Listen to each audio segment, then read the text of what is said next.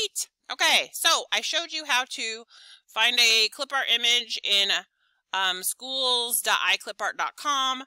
I showed you how to find a good picture image clip art on Google, one that's not small and sucky. And we've saved those, and now we're ready to head to Illustrator to do them. So I'm going to make a new document. So new file. 8.5 by 11 is fine. Do one artboard is fine. I'm going to press, hold on just a second. I want to look at something. Okay. All right, cool. So I'm going to press create. It's a print file. Just like everything so far. Again, I like to make sure that I'm not in Essentials because I like my stuff across the top. So I like to click up here and make sure that I'm in typography. Whoa. I don't want to know what's new. So I try to make sure I'm in typography instead of Essentials, but I mean, do what you want to do. But if you can't find stuff, maybe that's why. So from here, sometimes it's nice. I like to turn them on. I go to View and I go to Show Rulers. Where are my rulers at? They must be further down. There they are. Show rulers. Rulers. Show rulers. What that does is shows me the edges. It'll show me like the size of my document, right? I like that. It also helps me if I'm trying to just place things randomly, then I can just kind of put them on there approximately where I'm going to need them. So I like to do show rulers, but do what you want to do. From here, so what he says at Hoover is to make a background color that's different than white, because then you can tell when you get rid of your white box. All right. So he did that by doing the rectangle tool, and then you can click, oops, not like that, delete, click and drag, and you can do it by size. I personally just kind of go like this and make it a little bit bigger. He did it where he did it like an actual size, so that's up to you. And then you can come up here and do centered here and centered here, and then it will fit. I'm fine with that, honestly. But then you got to change your color. So I don't know. Let's do mint green. So there's my minty green background. Okay, Control 0, by the way, allows it to fit full screen. Control Z is your fast undo. So there was my Control 0 so that it fits to the whole screen. From there, oh, he talked about these property dots. So there's this. So if I click up here, I can set this to 0 and 0. If I do that, do you see how it goes to the edge of my paper? So he was talking about the property dots. I don't usually use those. I just usually use these align things. I like them better. I think it's faster and easier than screwing with all the numbers. I'm not a math girl. Let's see. Oh, locking the layer. So if you don't have your layers tab open, you go to Window, and or maybe you don't go to Window. I lied. It should be open.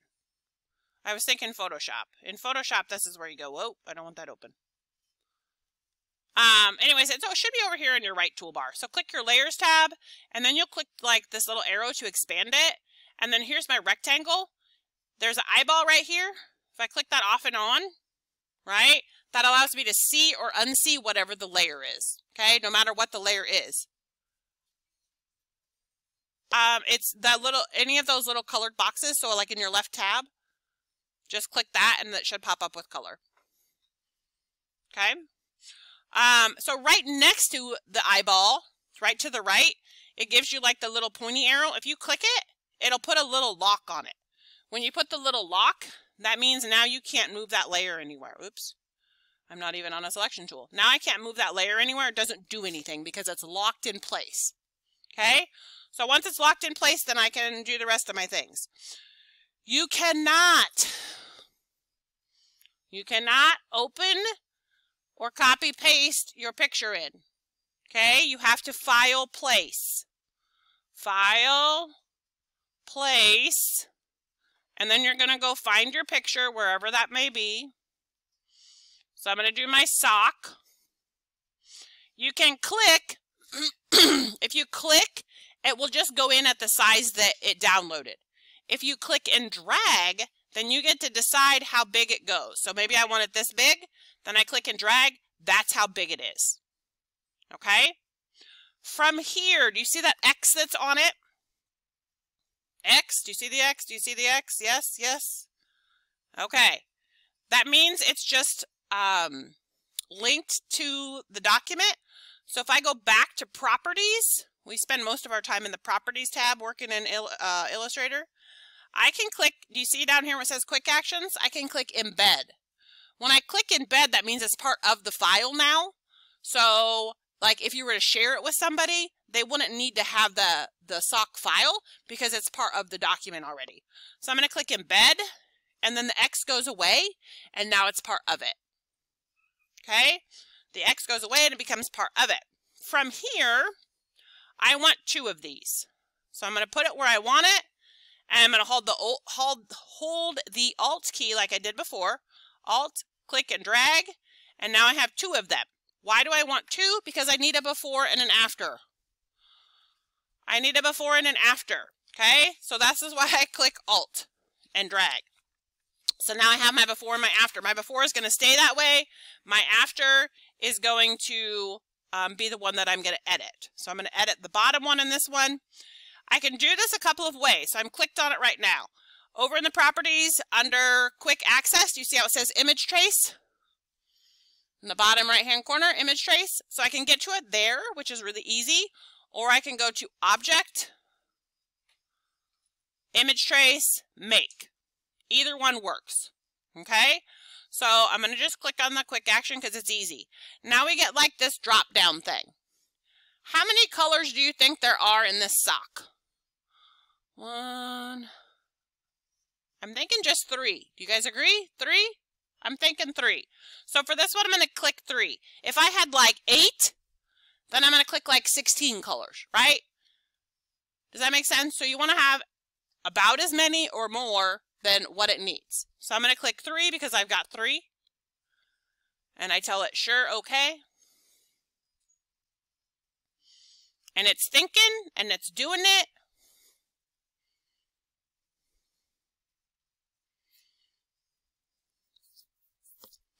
Oh, you know what? I bet it's 4 because of the background. Ha! The background, guys. We forgot the white. Let's see what happens. Oh, look, we lost all my orange because we told it 3 and it was white. So I'm going to Control Z it. Control Z is my undo, right? So let's try it again. Image trace. We're going to do 6. Don't show that to me again. Okay.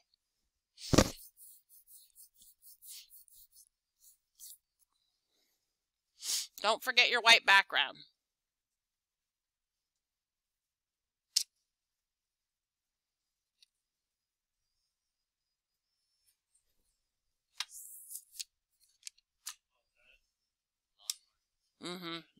Whatever, dude. Okay. So, I'm going to zoom in. There's my sock. Okay? From here, I have to click expand. If you do not click expand, the rest of this stuff won't work. Okay? What expand is going to do is it's going to break it into the parts that you just traced. All right? So I'm going to click expand. Do you see how everything got a little blue line around it? It made them all individual shapes. From here, we've been using this regular selection tool. We're going to scroll over and use this white one. It's called the direct select. Okay? The direct select is going to allow us to choose pieces. So I'm going to click off and then on. So I clicked my white background. Watch what happens. Delete. It's gone. Okay, that honestly is the most important reason to have this. Get rid of that stupid white background. Okay? Then I can come through and pick anything else I want. So say I want to pick everything that's like this reddish orange. If I click it, I'm going to hold shift, click, click, click. And you could make these all different if you wanted to, but I don't tend to roll that way. So now I have everything that's red selected. Now I can choose new colors and go, I really want my sock to be pink and purple. I don't know. So it's purple. All of those areas are now purple. right? I want this yellow part of the sock to be teal. Now it's teal. Okay? Does that make sense? So you're going to go through and you can pick and change anything you want. Once you get it how you want it to look, which that looks stupid with that background. So I'm going to click it again. I'm going to choose something darker.